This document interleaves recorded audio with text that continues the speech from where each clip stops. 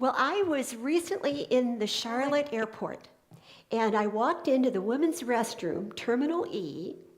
This person with a big smile greeted me, and she said, "Welcome to Valerie's Happy Restroom. I'm so glad you're here." So she looked at me and she said, "You know, if you be happy, you'll pee happy." Then she said, "You know, you have a lot of stuff, so you get the VIP section," which was the handicap stall. Every person that came in, she greeted with that same greeting. And what do you think everybody left with? A smile, a smile. So when I finished, I came out and I said, "Valerie, this was just wonderful. Thank you for the joy that you're bringing to people in the restroom." And she stopped and she stood up very tall and she said, "Well, I already have 4 videos on YouTube. So if you Google Valerie's Happy Restroom, you will see her in action." So I said, "You know, I speak all over the world on creating workplaces and homes of joy and creativity and fun. May I tell your story?" And so she said, "You know, the last thing my mother said to me was, if you can't have fun at work, then just stay home." And isn't that true? If we can't have fun in life, and appreciation is a wonderful way to have fun. The one thing I want you to leave with today, and I'll say it over and over again, is appreciation is a free gift. It's free. It costs us nothing except just a little bit of awareness. I was on another flight recently, and because I fly all the time, I get to board early. So I got on the plane, and a few minutes afterwards, a young man in uniform came and sat behind me. And it was just a couple of minutes afterwards, and a woman came out of first class, and she came over to this young soldier, and she said, "Could I see your boarding pass?" And he took it out, and she said, "I want to trade seats with you." And he said, "Oh, no, ma'am, I can't do that." And she said, "Yes, you can. You work for me. Thank you for your service." And so he got up, he got his stuff out, he went up, he sat in first class. A few minutes later, another person in uniform, a young woman, came and sat on the other side a ways down from me. It wasn't 2 or 3 minutes, and someone came out of first class and said, "I want to trade seats with you. Thank you for your service." And by the time that plane took off, every single person in uniform was sitting in first class. Isn't that wonderful? Yeah, I was so thrilled. So appreciation becomes a way of life. One of the things I want you to leave today, being more appreciative people, focusing on what's going right in your life instead of focusing always on what's going wrong, what's going right in our world, what's going right in your family. So I want you to think about yesterday, just yesterday. How much praise and positive thinking did you do yesterday? And then how much criticism and negative thinking did you do? All the research shows that people who are grateful, appreciative, positive live years longer than people who are not. And so the research says you should give 5 times as much praise as you give criticism every day. 5 times. And so that's our choice. And remember, appreciation is free. It's a free gift. So I appreciate all of you being here today. I just got back early Sunday morning after 27 hours of travel from the Holy Land. So I appreciate being here too and coming back safely. So let me tell you just a little bit about myself before we do anything else. This is me. One of the things that Ben didn't tell you, I am the first speaker on record to speak on all 7 continents. And so I'm actually going to be in the Guinness Book of World Records. This is me on Antarctica. And there actually were people there, not just penguins. But there is an international treaty that only 50 people can ever be on land on the entire continent at one time. And so there are other ships in the area for just a couple of months' time, but they radio back and forth. So there were 49 other people behind me just for that 1 hour. So I didn't speak very long, but I did speak. So that was a wonderful gift. I want to tell you about another just wonderful experience. This is me in Egypt. I was speaking in Egypt. I'm riding a camel. I just had a big birthday. And in the last 3 years, I have ridden an elephant, a camel, and a Harley. So it's never too late, you guys, never too late. This is one of my great joys, my little grandson. Unfortunately, I live in Sarasota. He lives in Portland, Oregon. This is his big brother. That was his Easter outfit last year. They are coming tonight for a week, so I'm very excited, yes. These are my other 2 little grandchildren who live in Seattle. I was asked, how many of you have grandchildren in the room? Okay, most of you do. I was asked to babysit for a month with them. The minute my kids shut the front door, the 8-year-old jumped up and yelled, "Let the party begin." And it was a party. Okay, so this is a wonderful Japanese proverb that I love, that just one kind word can warm 3 winter months. Just one kind word. I've been asked to speak a lot recently on kindness, and don't you agree we need more kindness in our world today? Yes, we do. So this is a model, and I'm going to share with you a couple of models. I do a lot of corporate speaking, but this is the way I view the world. And I'd like you to leave with these models. They're just 2 kind of tattooed in your brain. And this basically says, every time we interact with anybody, we have 2 levels. The business level of meeting whatever their external objectives are, what their need is. But there's also the human level, which is all about how people feel in that interaction. I ask the question all over the world, how many of you have gone to a doctor who treated you only on the business level? You know, almost every hand goes up. And then you go to a doctor, you feel like a specimen, you know. Then you go to a doctor who treats you on both the business and the human levels. What a difference it makes. And I think about this model every time I go to the grocery store, the person at the checkout counter. If I can do something to connect with her or him and just say, I see you as a human being. You count for something. You know, folks, there are so many lonely, hurting people in our world today who don't feel like they have any purpose, anybody cares about them. And so every time we can make what I call a human level connection and say to that person, I see you. You are of value.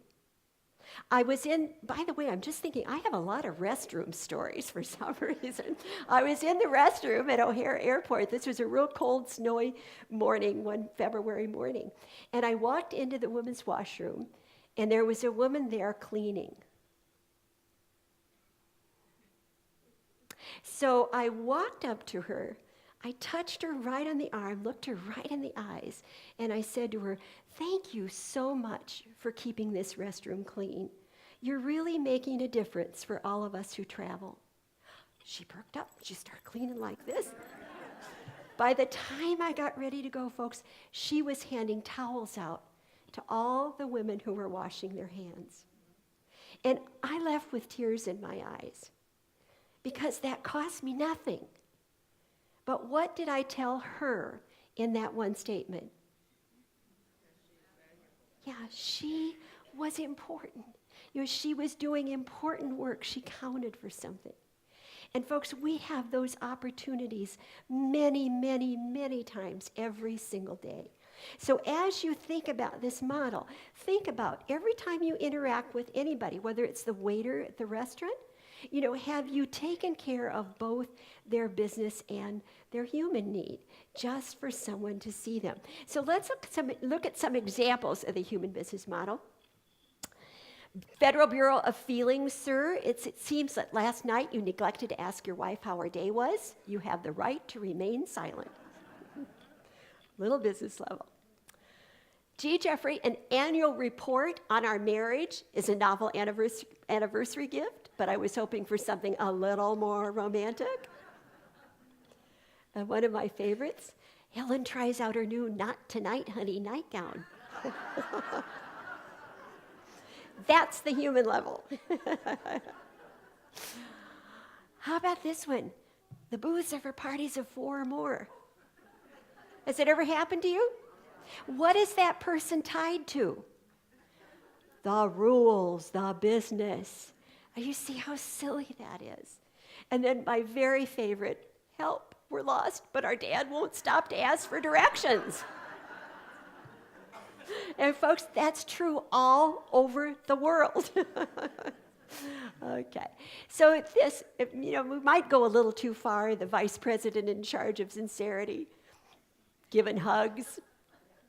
But just keep that model in mind, because it will make a difference in the way you view all the interactions that you have in your life. So Maya Angelou, one of my favorite writers, said this: people may not remember what you say, and they may not even remember what you do, but they'll always remember how you made them. Yeah. And aren't there people in your life, maybe years and years ago, that made you feel stupid? And you can still feel that. So the choice is, which one do you want to be? Aren't there people in your life, when you're around them, they just suck the energy right out of you? And then aren't there people that make you feel like $1 million, like you could do anything? My personal motto is spreading contagious enthusiasm. Do you believe enthusiasm is contagious? Absolutely. And you know what I love? By the way, can you tell already how much I believe what I'm sharing with you today? Yeah, this isn't a job to me. It isn't a presentation. It's how I try to live my life. And one of the things I love about enthusiasm, the root words are entheos, of or from God, something bigger than any of us. So I ask you today, are you contagiously enthusiastic about just being alive? Just being alive in our world today. And I think about gratitude is vertical, but appreciation is horizontal. And don't you want to be the kind of person that people want to be around? There's a wonderful quotation that says, every interaction that we have leaves both us and that other person on a higher or a lower plane. Each of us has that choice. Don't you want to be the person who leaves people a little bit better because they interacted with you? Just a smile, just a word, using their name, remembering something about them. Folks, it's little things. It's not big things. So everything that I'm talking about today is all about choice. And one of the things that I find as I work around the world is there are a whole lot of people in our world today who do not get what I call in their gut, that they have choices.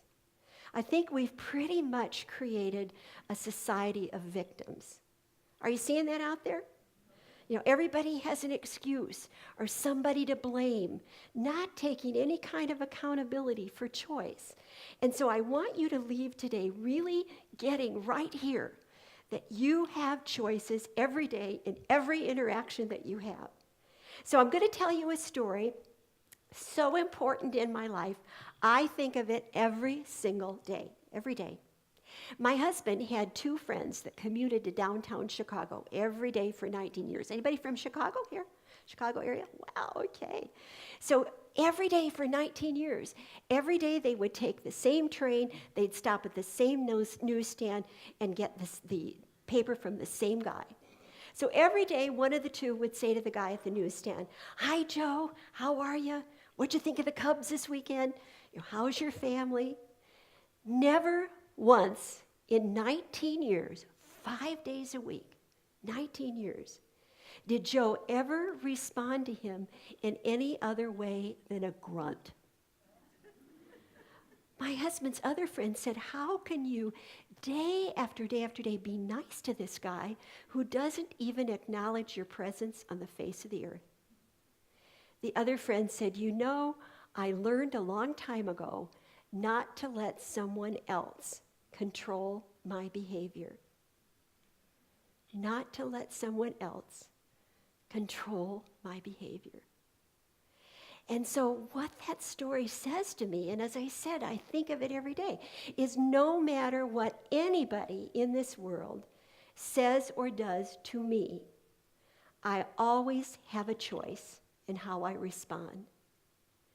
And that's the most empowering gift you can give yourself, your spouse, your family members, that we always have choices. How many of you have read Viktor Frankl's little book, Man's Search for Meaning? I reread it every year. It's short. You can read it in 30, 40 minutes. It's the story of his time in the concentration camps in World War II. And he notices everybody is in the same circumstances. Everybody's sick, everybody's scared, everybody's starving, everybody's separated from home and family. But some people in those circumstances became saints, and they would give their last crust of bread to a dying person. Other people, very same circumstances, became swine, and they would rip the bread out of the dying person's mouth because they couldn't fight back. So his conclusion was, we can't control most of our circumstances, but what we can control is our response to them. And that's such a powerful thought, folks. No matter what happens to us, we always have a choice in how we respond. People often come up to me after a presentation and they say, how can you smile all the time and be so happy? You must have a perfect life. When I moved to Sarasota and I came to the dentist the first time, he said, you have the strongest smile muscles of any client I have ever had. You know what? I don't have a perfect life. And my guess is neither does anybody in this room. We had a child who died. My husband died of cancer. I had a lot of pain in my life.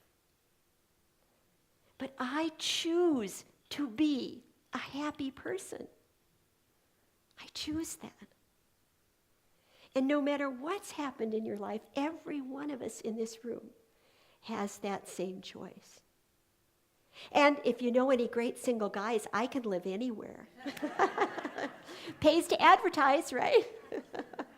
So think about choice. Now, this is the second model that I want you to leave with, and this I created for myself when I first started speaking, because I'm very visual, and I wanted to see and measure the difference I could make every day. And so what this says is every interaction that we have with anyone, we have a choice. We can create for that other person a minus, a zero, or a plus. If we discount them, make them feel less important than us, or our organization, or whatever, we ignore them, they're going to leave with a minus. If we just take care of the business at hand, just that little bit of need, it's a zero, because it doesn't create a connection. But every time we create a human level connection, and we say to that person, I see you, you're of value, you count for something, it raises the level of goodness in our world. And so as you become a more appreciative person, it's going to raise the level in our whole world of caring. And that's the choice that you have, every single interaction. So when I go through the checkout line at the grocery store, I mentioned when I go through the toll booth, that's my biggest challenge. But you know what? You can create a plus for that person. It's just quick things. It's little things. My husband was well enough. One day I was speaking at the Hyatt Regency Hotel in Chicago, and he was well enough that day to come with me. And so we sat down to have our lunch, and this young man, it was after I had spoken, had his name badge on, Mario. And as he was waiting on us, he came back the second or third time, and I said, Mario, you're doing a great job, and I love your smile. And he stopped and he stood up real tall. I said, well, you can just call me Super Mario. And it was precious. The rest of the hour we were there, he was Super Mario. He just came alive. And so, folks, again, that's the gift that we have. And it's so fun to live your life this way. It's almost like watching a flower bloom as people just feel better about themselves. And so keep this model in mind. And by the way, do you have any grumps that live around you? You get them one of these. You just tell them when you're having a bad day, just walk around like this.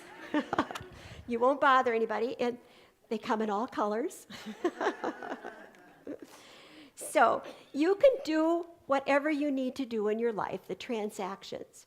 But what I want you to be is relationship builders. And the best way we can do that is by becoming more appreciative. And so this has become a philosophy of life for me from Mother Teresa. She says, be kind and merciful. Let no one ever come to you without coming away better and happier.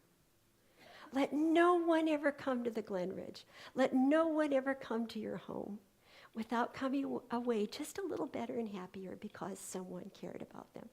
Now, I want to tell you a story. It's a story about how little things make a huge difference. We sometimes think we have to do these big, big things. But it's a true story, a story about little things making a difference. A story about a little girl who grew up in the Midwest. They didn't have a lot of money. Her dad was the postmaster. There were 4 children in the family. And the whole time she was growing up, she kept hearing her mom talk about wishing she could go visit a favorite uncle who lived in Wyoming. For the little girl's 5th birthday, the mom and the little girl had birthdays just 2 weeks apart. So the dad surprised them with 2 train tickets to go out to Wyoming. So it was the biggest thing in her whole life. Dad stayed home with the other kids. She and her mom got on the train. They got to Wyoming. The very first thing the uncle showed them was his brand new pointer hunting dog. Now, he was thrilled with the dog. The dog had all kinds of papers. It was a champion, and he was going to take it hunting and so forth. Well, evidently, the dog didn't like the little girl very much because the dog and the little girl were about the same size. The dog had been getting all this attention, and now here came the cute little girl. So the second day they were there, the dog lunged at her, almost tore her whole scalp off. They quickly got her to an emergency room, but it was a while ago, and they didn't have a lot of the medications they have today. And for some reason, because it was so close to the brain, they felt like they couldn't give her any kind of an anesthetic. So they literally did hundreds of stitches without being able to give her anything for the pain. 2 days later, she began running 105 to 106 degree fever. The wound had gotten infected. They rushed her parents out. They gave her only a 75 to 1 chance to live. And they said if she did live, she would never ever look normal. Well, the little girl did survive the infection, but she was literally a freak. And she had big hunks of scar tissue that stuck out all over her head. So her parents decided for the next 2 summers to take her to Mayo Clinic in Rochester, Minnesota, to see if they could help her. Now I want you to just think about that whole experience for a moment. What would you think her memories of all of that would be? Pretty awful? Pretty traumatic? Folks, it's absolutely amazing. But she says every single memory that she has of that entire experience is positive. Positive. And it's because of little things that a handful of people did. When she was in that emergency room, she says she remembers nothing about the pain. All she remembers is the doctors and nurses talking to her, holding her. You just have her whole feeling of being enveloped in love. when she had the real high fever and they didn't think she'd live. This was a tiny town in the mountains of Wyoming. Somewhere, the doctors and nurses found an 8-millimeter movie projector. Do you remember the kind that kind of shook? They brought it into her room, and they brought Abbott and Costello, Casper the Friendly Ghost, the Little Rascals. Her parents didn't even own a TV set, but she had movies in her room. And she says she thinks one of the reasons she fought that infection and lived was she didn't want to miss those movies.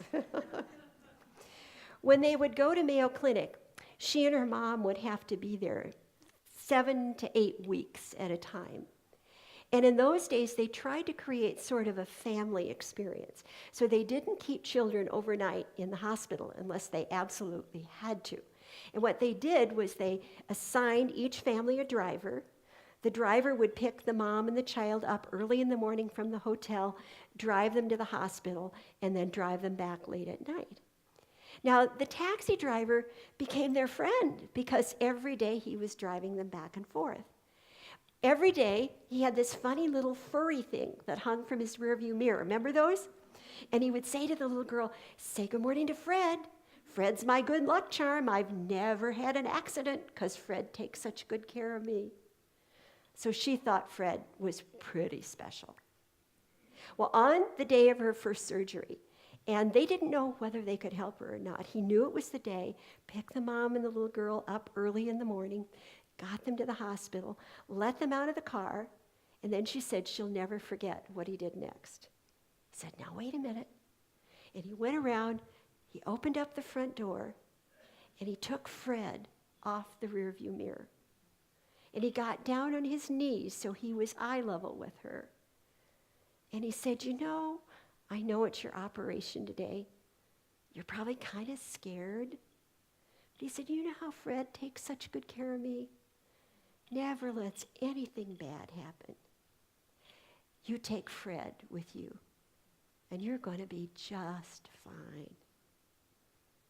And she says she remembers going into the operating room carrying this ugly little furry thing, whatever it was.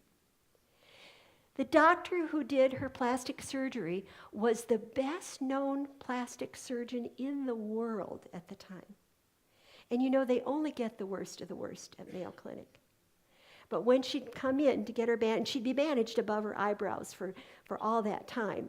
But when she'd come in to get the bandages changed, he'd never let the nurses do it. He'd always bring her in, he'd sit her up on the table, and he'd tell her all about his children, ask her lots of questions. And as he changed the bandages, and they were cloth in those days, he would somehow tear the ends of every one, and he tied little bows all over her head. And she thought she was so pretty. None of those things were big things. And yet they absolutely changed what could have been a horrible experience into a positive one. You know, I think about that doctor. He was changing people's lives every day, but he still had time for a little 5-year-old girl. Folks, my belief is that is our gift every day. We don't know when that extra little kind, caring thing that we do for someone might make a difference in their whole lives. How precious is that? So this is a little girl before the dog bite. That was her 5th birthday. And this is a little girl after the dog bite.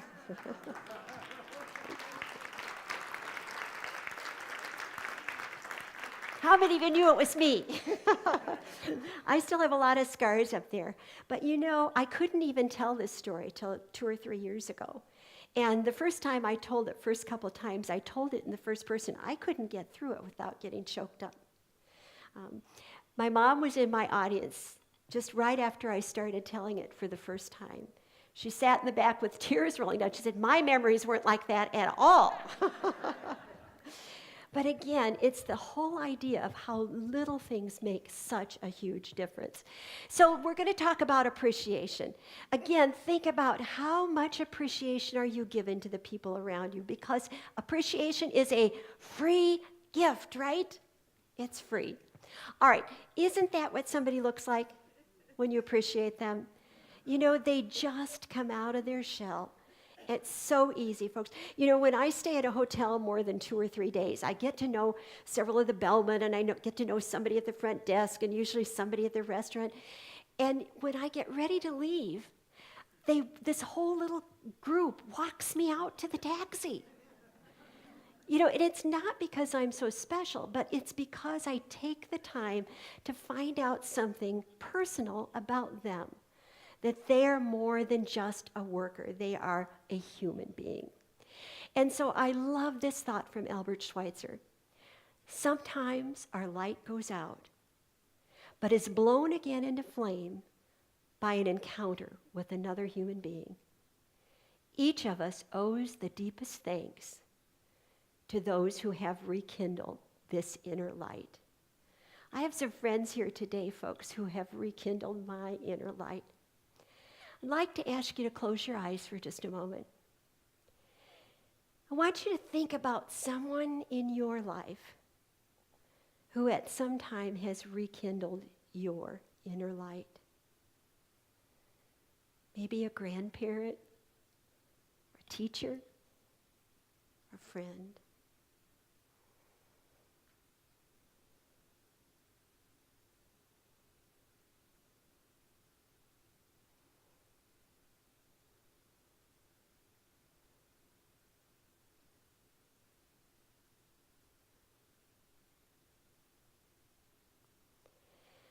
I'd like to ask you to do something, and that is, will you, in the next 72 hours, let that person know that you thought of them today? Maybe a phone call or a note, just a little prayer if they're not here any longer. And even if you've told them many times before, just let them know you thought of them. And I want to tell you why. Several years ago, I had used this thought, and I had a gentleman who came up to me afterwards, and he said, "Barbara, I thought of my 8th grade literature teacher." He said, "We all loved her. She made such a difference in our lives." And he said, "I'm going to track her down, and I'm going to let her know." So about 2.5 months went by, and one afternoon, by the way, I give my home phone number to every audience in the world. I've never had a bad experience. You all have my phone number. You can call me with ideas. I would love to hear from you. But this gentleman called, and he was all choked up on the phone. And he said, "I have to tell you what happened." He said, "It took me almost 2 months to even find her.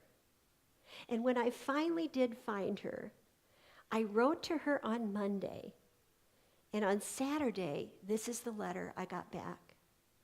The letter said, 'Dear John, you will never ever know how much your note meant to me.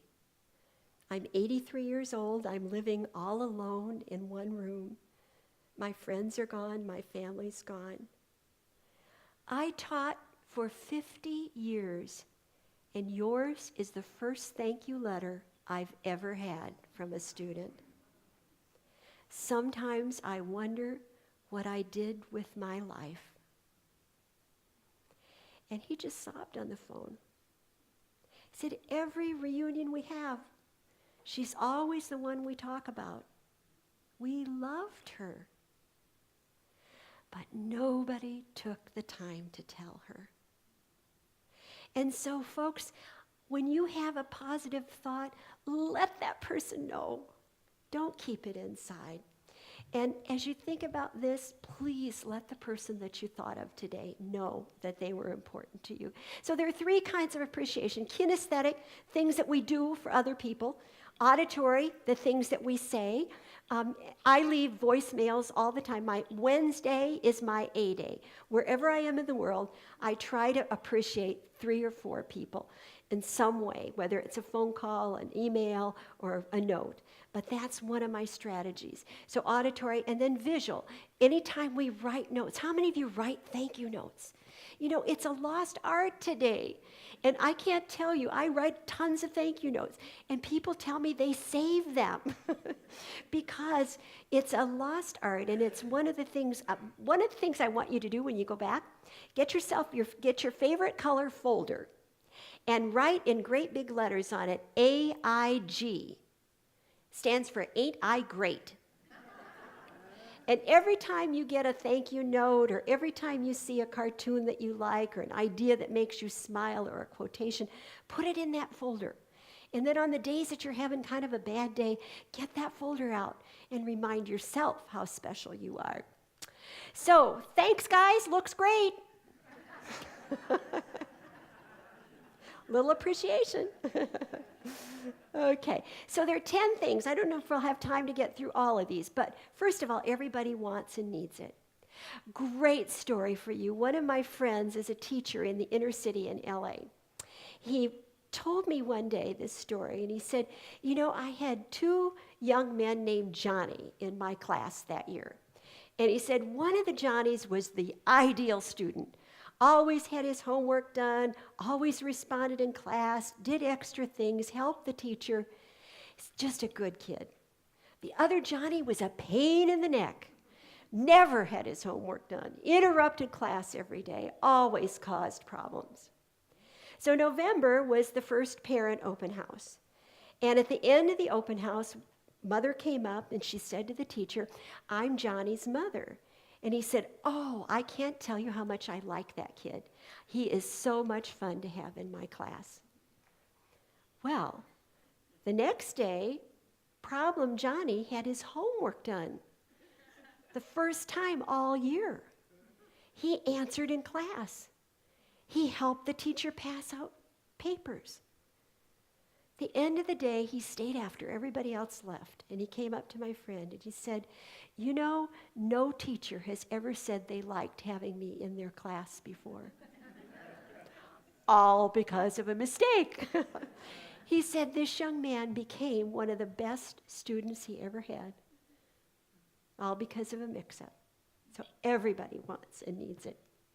So praise is like sunlight to the human spirit.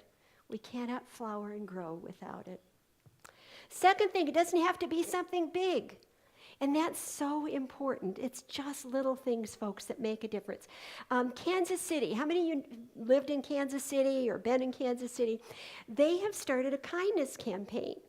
And they've passed these buttons out all over the city, and they've said to people, you wear your button every day, and when someone does something kind for you, you pass the button on. At the end of a year, they had a community-wide breakfast, and they asked me to be the keynote speaker, and they had traced these buttons to 12 different countries, and the crime rate in greater Kansas City went down 17%. Isn't that amazing? Just the simplest little things that we can do. So are you kind? Make it personal. I had a friend, again, told me this wonderful story. They didn't have a lot of money. He had 3 daughters in college. And he said one of his daughters worked at a very high-end boutique. And one day, he and his wife picked her up, and they were going to go out to dinner. And she wasn't quite ready. So she said to her mom, well, Mom, why don't you try on some of the clothes just for fun? And so he said his wife came out in this beautiful silk dress. He said she just looked gorgeous. And he said, I so wanted to buy that dress for her, but it was way, way out of our budget. So anyway, a couple months went by, and Father's Day was coming up. And so one of his daughters said to him, Dad, what would you like for Father's Day? He said, you know what I would really like is for all of you to go together and get that dress for your mother. So on Father's Day, he got this big present with a big bow, and he opened it up, and it was the dress for Jeannie. And he said, I have had more joy in seeing her look beautiful in that dress than any gift I've ever gotten. So make it personal. Think about what that person's hobbies, loves, likes, things are, and make it personal for them. We have a wonderful friend in the audience, Carol Van Groff, who's right there, who always makes things so personal. So there are two ways of spreading the light, to be the candle or the mirror that reflects it. Be creative. Have fun. Appreciation should be fun. So I love this thought. I have this posted everywhere in my house from Lou Holtz. Why is it that the people who need love and understanding the most usually deserve it the least? And folks, what that says to me is the crankiest, orneriest person that you meet today needs your love and understanding the most. They don't need anybody else to beat them up. And think about when you're feeling your worst, that's when you need somebody to love you. You might be cranky as all get out. But if we can lift ourselves up and say, oh my gosh, there's a hurting person, I can choose to be kind. So be creative. Surprise people if you can. Have fun with that. Go to the candy aisle of the store and look at what you have there. You have Snickers, you have Almond Joy, you have Extra, you have Lifesavers. My daughter has been around me a long time. And when she was applying for her first job, she went to the store and she got Nestle's $100,000 bars. And she did her nice formal resume, but she wrapped it around that candy bar and she put a note on it that says, "That's what I'll be worth to your company if you hire me." Did she get the job? My husband said, "That's very unprofessional." She said, "Dad, if they don't like that, I wouldn't want to work for them anyway." Another one of my friends that had been in a session that I had done knew she was going to be shorthanded the next day. And so she went to the store on her way to work, and she bought a whole big couple boxes of Nestle's Crunch bars. And when everybody came in that morning, she had a candy bar with a sticker at their workstation that said, "Thanks in advance for helping out in the crunch." Yes. And she said it was one of the best days they ever had. And so be creative. Now, this I love. This is in my daughter-in-law's living room. They have 2 teenagers right now. So again, have fun. All right, be sincere. We got to be sincere. Angel gifts. I have some stories in a couple of my books about some angel gifts that I've given. How many of you remember cloth diapers? We're old enough. Remember how you swished them in the toilet and then you had a stinky pail that you kept them in? And so my husband had to have back surgery. He was in the hospital. I had a 6-week-old baby, a 2-year-old, and a 6-year-old. And I was trying to do diapers and go back and forth to the hospital, 2 in diapers. And at the same time, I poured boiling water down my arm, making Easter eggs for the children, and had 3rd-degree burns. So it was a terrible time in our lives. And I had gone to the hospital one day, gotten a babysitter, and I came home. I cried all the way home. I was so exhausted. And we didn't have money. They had diaper service just starting. We didn't have money for that. On my front porch, when I got home, was a big plastic bag of diapers in a pail, and there was a note that says, "Your friends, the Burkines, are giving you 1 month of diaper service." They were as poor as we were, but that was an angel gift I will never forget. So just thinking about things like that you can do for people that you love. Have a plan. Okay, my strategy, I told you about my A-Day. Here's my other strategy.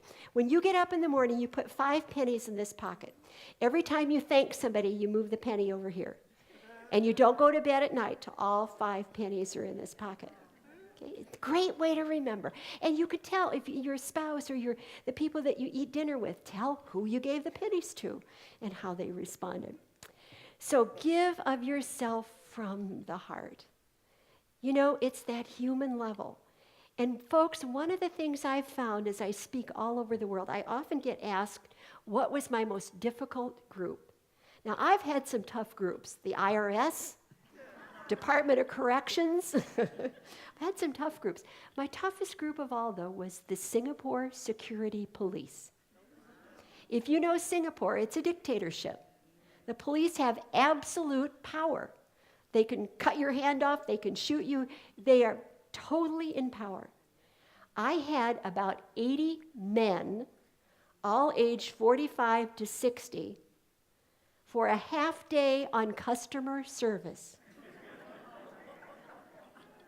Now, I'm a woman, I'm from the U.S. Talking about service, they don't have to give anybody service.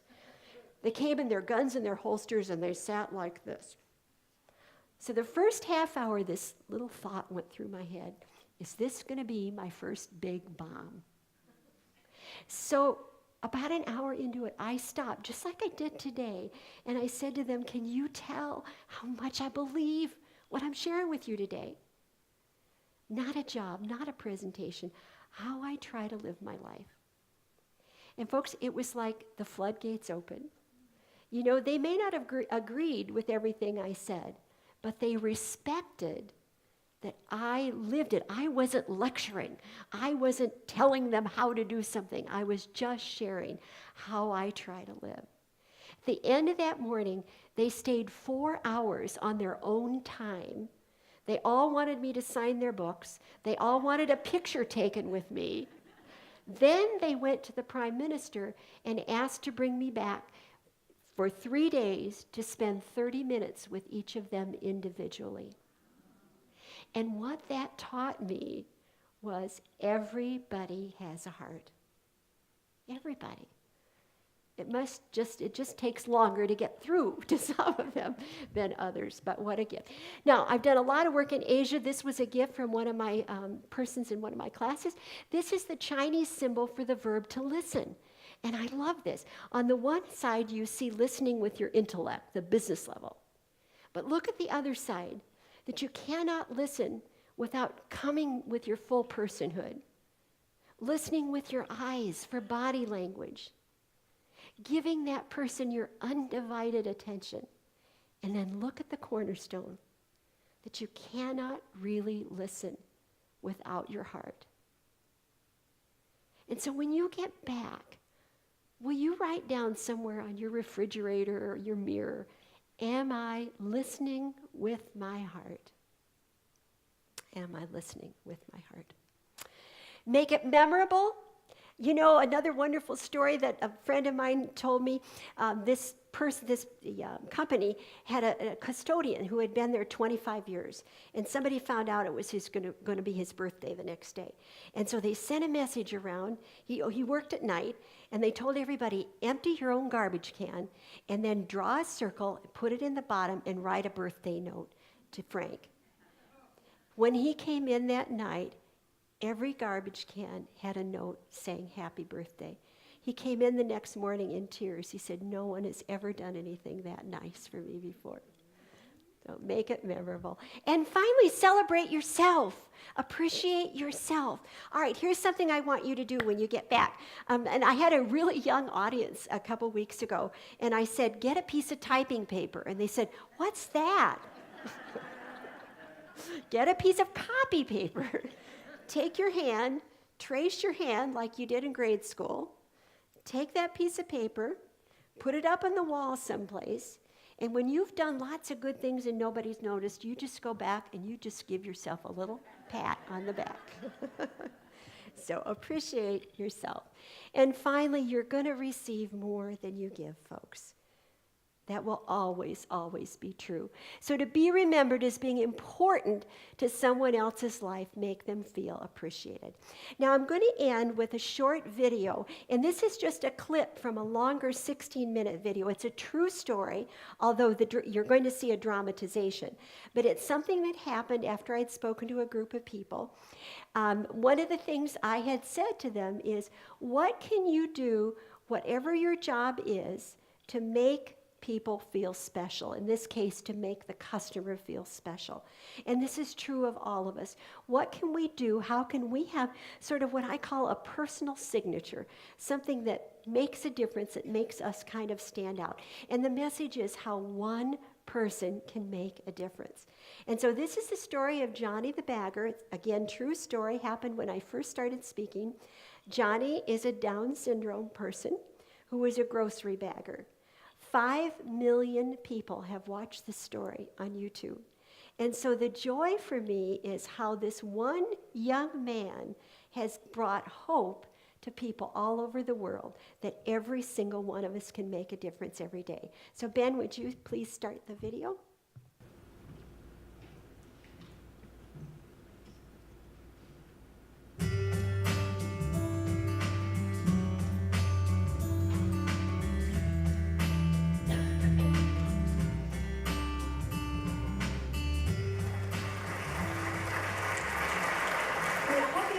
Things to take back to your job so that you can be customer service superstars. Now I want you to go home tonight, and I want you to think about how can you add your personal signature to your work so that every customer leaves thinking, wow, that was great. I want to come back here. You can make a difference every single day. Thank you and take care.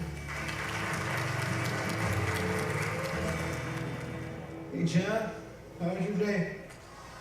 Okay. Why do I get the feeling that's not the whole story?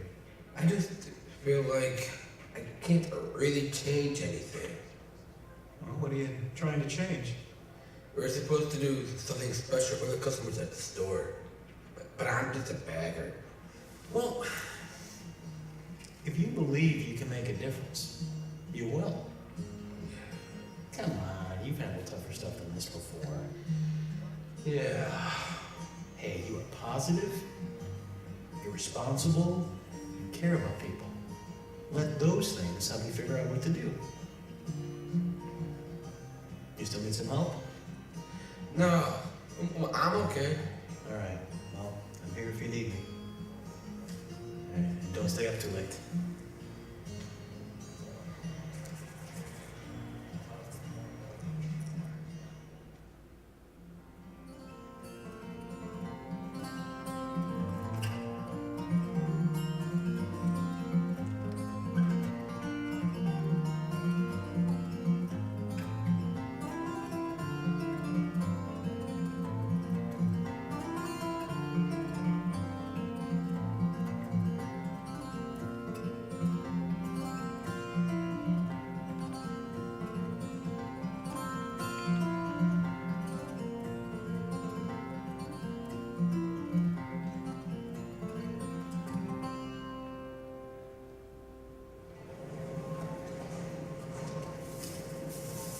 Thanks for shopping with us. Thank you.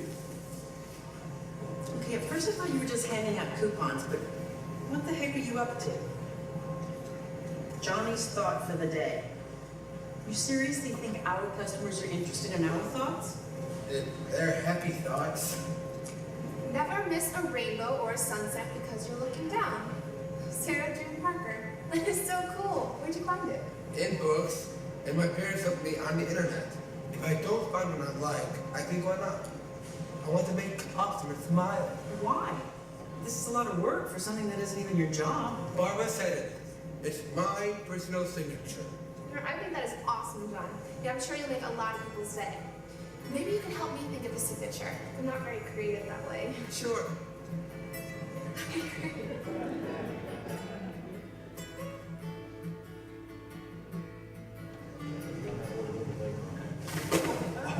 Are you all right?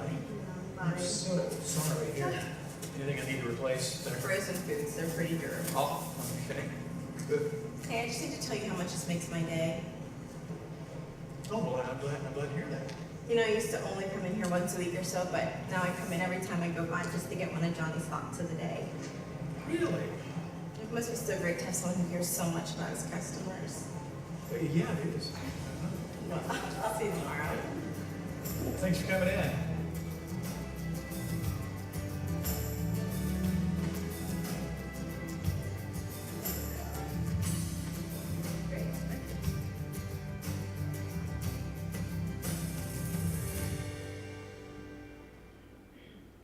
Don't forget to stop by the deli and check out today's specials.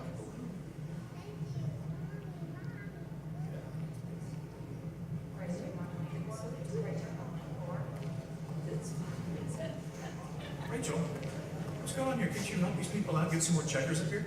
Well, Randy and Helen and I are already up here, but almost nobody's coming through. Okay. Ma'am, I can get you right through on lanes 4, 5, or 6. Oh, no thanks, I'll wait. I need Johnny stop for the day.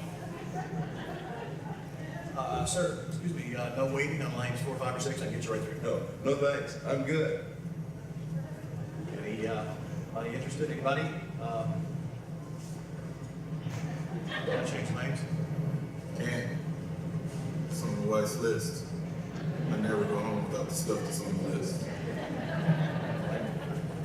Johnny's thought. Well, let's just get everybody what they want. Well, Johnny, I never would have believed it. This is all because of you. Nice job. Well, let's bag him up, get him out.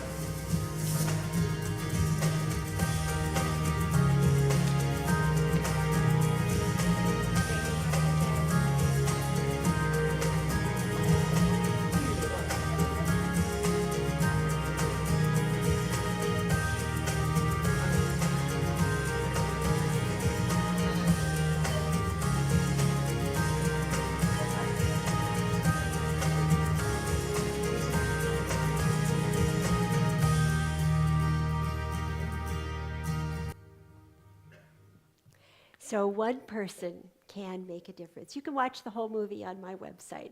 Just do watch the preview under Johnny the Bagger. I'd like to ask you to close your eyes, and I'm going to end with a thought from a dear friend of mine who's in heaven now. His name is Og Mandino. But this is his rule number 10 for a better way to live. He says this: beginning today, treat everyone you meet, loved one or stranger, friend or foe, as if they were going to be dead at midnight. Extend to each person you meet, no matter how trivial the contact, all the care and the kindness and the understanding and the love that you can muster. And do so with no thought of any reward. Your life will never be the same again. And folks, I hope you've gotten some things today that your lives will never be the same again. Thank you so much. God bless.